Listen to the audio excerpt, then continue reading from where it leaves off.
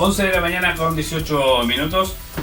Nos acompaña, como es habitual, todos los lunes a esta hora, el académico Juan Luis Oyarzo Galvez. ¿Cómo estás, Juan Luis? Bien, pues Daniel, aquí como siempre, empezando una nueva semana. Un poquito agitado. Fue un poquito, parece, Sí. agitado. Oye, y así la semana también ha estado agitada. Sí. ¿Te has dado cuenta sobre las grandes... No sé, ¿tú qué opinas? Hagamos al revés el programa. Sobre el aspecto del paso sobre nivel que se quiere realizar ahí en esa entrada que se llama el famoso cruce de la muerte, ¿no? Yo voy a responder en 3 palabras. No estoy de acuerdo. Claro. Así es. Es complicado el Cuando tema. haces un estudio de probabilidad de viento durante todo el año, un promedio de viento de todo el año, donde te va a agarrar un camión a 6 metros de altura, que en cualquier momento una ráfaga de 50, 60 kilómetros de viento, porque ha pasado en Torres del Paine, ¿Y por qué te da vuelta un bus, te va a dar vuelta un camión. Sí. ¿Y por qué ha pasado ahí mismo? Queremos evitar muertes, pero estamos llamando más. Porque, no sé, yo creo que la comunidad se ha dado cuenta que en realidad, por ejemplo, ahí se estacionan algunos camiones con tremendos ramplas y con container y todo lo que significa, y se han dado cuenta, producto del viento. Yo creo que no estoy responsabilizando a las autoridades y el gobierno de No. Acá es un tema de que... Es un aspecto transversal porque yo nunca escuché a una autoridad, incluso dentro de los 4 años, incluso del gobierno de la presidenta, hablar sobre una posición sobre el tema. Hay que recordar que este proyecto pasa las etapas y todo esto en el transcurso del tiempo. Lo único que recuerdo es que el único consejero que en algún momento tal vez lo mencionó fue Alejandro Kuzanovich. En algún momento que menciona, por ejemplo, la gran cantidad de dinero que se puede, por ejemplo, gastar producto de esa situación.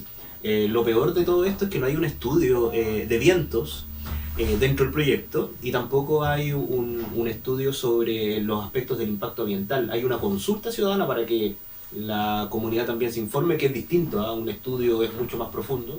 En cambio, una consulta ciudadana sobre el impacto que va a tener, por ejemplo, en el humedal, no llega para la magnitud del proyecto. O sea, quiere decir de que tenemos que hacer algunas cosas. Y esto ha estado en la semana, Daniel, ahí como profundamente nombrado por todas las autoridades. Han salido columnas en los diarios. Sí, bueno, es un tema que sobre ese paso. cada ciertas semanas va volviendo a salir a la palestra, y va avanzando el tiempo. El tema es que si no se gastan sobre 21.000 millones como mínimo para hacer esto, no se va a poder gastar en nada más. Eso es lo que mencionó el otro día el consejero regional Miguel Sierpe, porque dice que la diputada Sandra Mar fue a la comisión del Consejo Regional, a alguna de las comisiones, y mencionó eso, de que en realidad si el dinero no se gasta en ese aspecto, que son esos 21.000 al día de hoy, quiere decir de que en realidad no se puede gastar en absolutamente nada. Pero hay que recordar una cosa, la mayoría de los puentes que se están realizando, porque nosotros estamos viendo la cantidad de puentes que se están realizando para poder generar un mejor cauce del río Las Minas, surgen de iniciativas regionales. O sea, quiere decir que el Consejo Regional, el gobierno regional ha puesto plata para cada uno de sus proyectos, de tal manera que no es un aporte sectorial, es un aporte regional, de tal manera que lo ideal sería que, por ejemplo, ante esa situación, esos 21.000 millones de pesos, ¿cierto? Sean gastados, por ejemplo, sean recuperados y que sean utilizados para otra cosa dentro de nuestra región, que no nos digan si no se hace esto, no se hace. Eso muestra el centralismo, Sí. Un tema que está para analizar por mucho. Oigan, proyecto famoso 40 horas.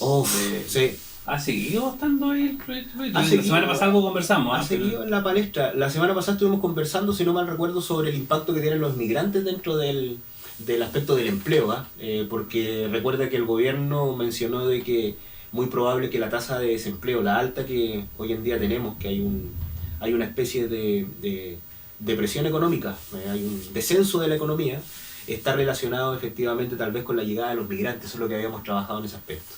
Pero esta semana lo relevante que ha surgido en el transcurso de estos días está relacionado con ese famoso proyecto, ¿cierto? 4x3, que conforma parte de 4x3, que conforma parte de el contexto que se va a trabajar en este contexto. Hay 2 visiones, Daniel. Primero, la visión que tiene el Ejecutivo de generar una mejor distribución y generar una flexibilización dentro de las horas dentro del mercado laboral. Hay que recordar que en la actualidad nuestro mercado laboral es bastante rígido, en el contexto de que en realidad la jornada de 45 horas semanales se distribuye dentro de 5 o 6 días a la semana. Esa jornada es por un contrato, de tal manera que quiere decir de que nuestro horario por lo general puede empezar a las 9, 10, 8 de la mañana y tiene un horario de término que incluye entre medio el horario de almuerzo, ¿cierto? O sea, no lo incluye, sino que está dentro de esa jornada y que termina por lo general entre las 7 y 8 de la noche, dependiendo de cada uno de nuestras funciones. Del trabajo también. Sí, porque hay que ver también de que en realidad el Código del Trabajo hace excepciones también y también marca ciertas reglamentaciones para trabajadores como del retail, ¿cierto? Tienen otro tipo de jornada. No sé si afecta o no afecta al desarrollo de un país bajar, porque tenemos países súper desarrollados que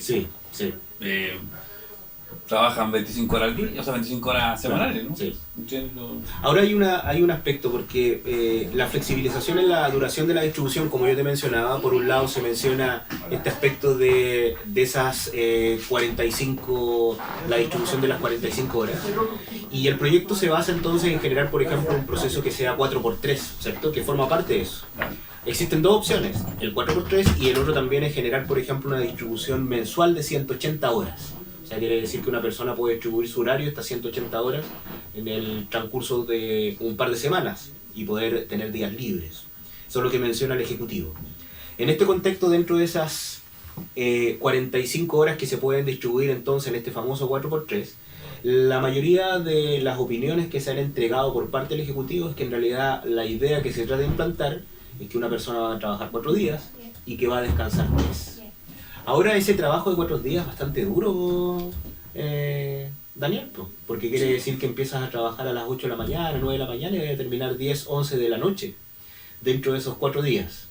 Y eso genera específicamente que las necesidades que tiene la empresa hoy en día a nivel nacional y regional no permitiría, ¿cierto? No permitiría de que en realidad esa flexibilización y ese trabajo se encasillara solamente en esos 4 días.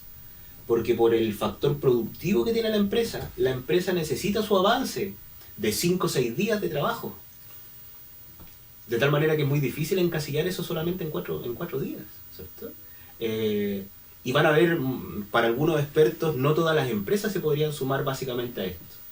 La crítica que proviene de otros sectores como la CUT, como otros sectores, es que en realidad la persona individual, que es lo que pretende el gobierno, lo mencionó el otro día en un matinal el ministro Monkenberg, lo que pretende es que en realidad que el proyecto de que cada uno de nosotros tengamos la posibilidad de negociar nuestra jornada laboral con nuestro empleador. Y aquí es donde surge el concepto de los derechos laborales. Eso es muy difícil. Y es difícil porque en realidad cada uno de nosotros tenemos cierto grado de vulnerabilidad dependiendo del poder que tiene este empleador. De tal manera que nos podemos encontrar con empleadores súper fuertes que nos impongan una jornada laboral a su beneficio. De tal manera que genera, por ejemplo, un problema, Daniel, ese aspecto. Claro, ahora, a ver, el tema es que trabajar menos horas para ganar el mismo sueldo, por ahí va, ¿no? Es lo que se quiere o lo que se busca, que de alguna u otra manera algún ahorro podría tener esto, pensando en que no sé si dan ahorro, porque en realidad voy a trabajar 40 horas de 44. Claro. En promedio en Chile se trabajan 38 horas, ya, que es el promedio. Ya. Sí. Pero en general. El promedio general, para que tú sepas que eso incluye a los part-time, a mí me contratan por 45 horas semanales. Ya. Ese es mi contrato, ¿cierto? Perfecto. Por ende son 180 horas mensuales. Así es. Yo saco mis cálculos, a ver, me vuelvo del trabajo, lucas, 1.000 pesos, 500 pesos al colectivo. Sí. Ya, me dice, pero puede andar en bus, sí, pero ya. Pero en colectivo, que es lo más rápido, todos quieren irse rápido a su casa y llegar rápido al trabajo y irse rápido a su casa. ¿Y para qué estamos con cosas? Lo común de una familia a nivel regional. Yo salgo de mi casa al trabajo, del trabajo a mi casa, porque al almuerzo no me voy a la casa y me voy a dar una vuelta al centro, pensando en el Magallanes, en Punta Arenas directamente, o sea, en la región de Magallanes. Entonces gasto 1.000 pesos diarios, ¿cierto? De lunes a viernes, 5.000. Por ende, deberían ser 20.000 al mes. Sí. ¿No es cierto? La matemática cuadra por lado, así que 20.000, pero cerrado. ¿Por qué digo esto? Porque si yo voy a tener que trabajar 1 hora más al día, para que no trabaje, ¿no es cierto? Voy a tener que gastar 50 pesos más todos los días en colectivo. Desde lo práctico sí, ¿verdad? Eso no lo habíamos visto. Entonces voy a generar un mayor gasto a mi bolsillo. Claro. Entonces no sé de qué manera es mejor trabajar menos horas para que el sueldo me aguante más. Sí. Si económicamente hablando también tienes otros gastos. Porque de ahí sale sacar el tema de la colación al mediodía. Porque uno, el chino trabajador común y corriente es así. Y acá en Magallanes no está muy difundido la idea de almorzar en tu lugar de trabajo. No. Por lo general muchas personas... Por eso le digo, Por la cercanía. entonces, ¿yo qué hago? Pero voy a gastar menos locomoción, así que me puedo comprar algo más carito para comer, pues algo mejor. Pues. Sí, es un gran tema. Es un gran tema. Pero la cosa es que no están llegando a acuerdos. ¿No? De hecho, Entonces, por ejemplo, una nueva reforma que lanza el presidente, que está relacionado con esto, y nuevamente no estamos llegando a acuerdo porque no hay una buena discusión parlamentaria, una buena discusión ciudadana al respecto. Porque por el otro lado tenemos el aspecto opositor, ¿cierto? El proyecto presentado por algunos parlamentarios que mencionan, por ejemplo, algo que es distinto, que es bajar la jornada laboral de 45 a 40 horas. Entonces tenemos dos posturas que van a ser complicadas porque tenemos que llegar a un acuerdo dentro del Parlamento. Primero, el aspecto del 4x3, ¿cierto? Que es esta distribución un poco más flexible. Y que tenemos que llegar a un aspecto importante. Nuestro mercado es rígido, se requiere una mayor flexibilidad, eso es indudable. Porque en realidad cuando tú observas, por ejemplo, nosotros tenemos un mercado bastante particular. Tal vez las personas no está acostumbrado a nuestra forma de, por ejemplo, entregarte la remuneración, los créditos, etcétera. Porque fíjate que en otros países, por ejemplo, te pagan por hora. En México, por ejemplo, te pagan la quincena. De tal manera que la gente se pronostica en base a ese estilo de remuneración quincenal. Y en otros lugares te pagan por hora. De tal manera que en realidad nosotros tenemos una paga mensual. De tal manera que es distinto. Porque quiere decir que una reducción de horas de 45 a 40 no involucra efectivamente, desde el punto de vista rápido, una baja en los salarios, ¿cierto? A pesar de que hay un economista, ¿cierto? Que no es menos importante mencionarlo, que es el jefe de estudios del Ministerio del Trabajo, que menciona que la reducción de jornada de 48 a 45 horas, esta reducción que ocurrió hace un tiempo atrás, que fue efectuada en el 2005 en nuestro país, ahora hay que recordar que antes trabajábamos 48 horas, ahora 45, provocó una caída de los salarios en 1,8%, producto efectivamente de esa baja de 48 a 45. De tal manera que esta persona, que es el jefe de estudio del Ministerio de Trabajo y que tiene cierta concordancia porque trata de ir de acorde a la postulación de lo que está realizando el gobierno, el proyecto que trata de lanzar el Ejecutivo, en realidad indica que claramente bajar las horas de 45 a 40 en el mediano plazo puede también ocasionar una baja dentro del punto de vista de los salarios medios que tiene, y lo cual obviamente no es la idea. Tenemos muchas posturas, mucho que discutir sobre este aspecto de esta reducción de jornada de trabajo y también de la propuesta que tiene el Ejecutivo sobre este famoso 4x3. Yo creo que no se va a llegar a acuerdo. Yo creo que no se va a llegar a acuerdo, Daniela. Yo creo que son posturas muy distantes. Son posturas que están relacionadas, por ejemplo, con dos visiones distintas. Lo que sí, desde el punto de vista personal, que esto yo lo hablo desde el punto de vista personal, yo siento que el gobierno se está haciendo sí responsable de un aspecto importante que es una reforma laboral. Nosotros no hemos tenido fuertes reformas laborales, hemos tenido algunas modificaciones, algunos elementos que son importantes, pero el gobierno se está haciendo cargo de este concepto, de esta reforma laboral. Y provoca también una discusión. Y la discusión se va a dar bastante fuerte, ¿cierto?, entre estos dos grandes aspectos. Yo estoy a favor de bajar la jornada laboral de 45 a 40. Siento que en realidad nuestro país trabaja demasiado también, pero también tengo esa contraposición de estar de acuerdo con que se tiene que haber algún mecanismo de flexibilización del mercado laboral.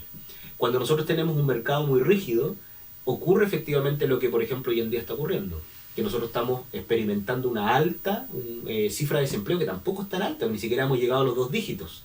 Nuestro desempleo es alrededor de un 8,4%. Tampoco es tan fuerte, ¿cierto? Tomando en consideración, por ejemplo, que en España es un 22%. Tomando en consideración que en Argentina también es 2 cifras, estamos hablando de un 18-17%.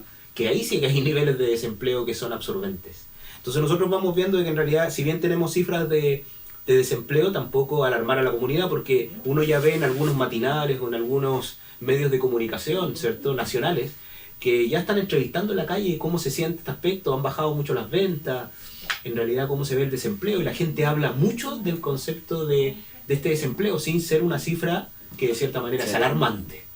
Pero, ojalá, el otro día conversamos, analizamos las palabras del ministro diciendo que por culpa de los migrantes... Eso no ayuda a nadie.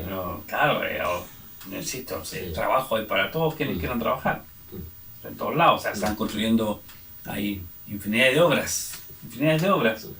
Todos pueden trabajar, no sé si todos, pero la persona que quiere trabajar, si no encuentra una pega en la oficina, bueno, tendrá que meter sus manitos a la pala y la picota, así, sin desmerecer la labor, porque es muy importante. Tú caminas en el cemento cómodo, tranquilo y seguro gracias a una persona que trabaja con una pala y picota y por mucho tiempo.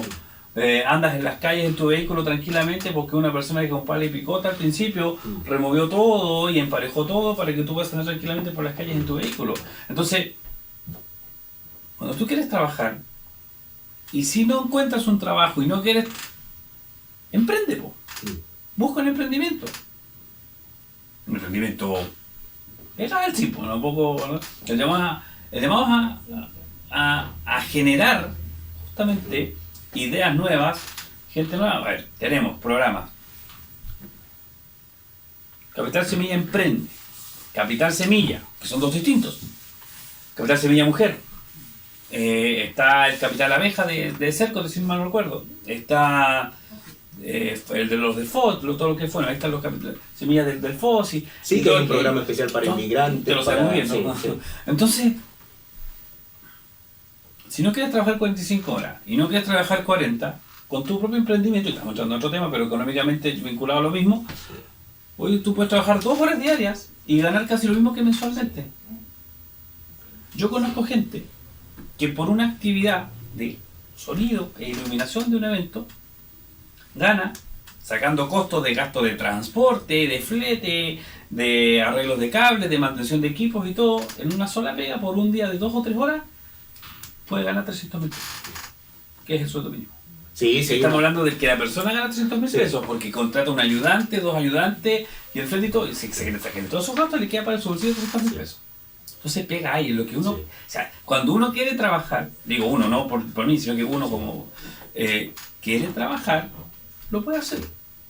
Ahora se aprecia, sí, obviamente un proceso de recesivo, se menciona igual que nosotros no vamos a alcanzar a crecer por sobre el 3%, a pesar de que el presidente había mencionado que íbamos a crecer un 3%, en realidad lo que nosotros estamos viendo es que hay locales, como habíamos conversado en algún momento, que están cerrando efectivamente por este proceso de cierta baja en el aspecto de la cantidad de ingresos o por alguna expectativa por parte de las familias que tienden a ahorrar más que gastar su dinero en el consumo. Entonces nosotros estamos viendo parte de esas cosas.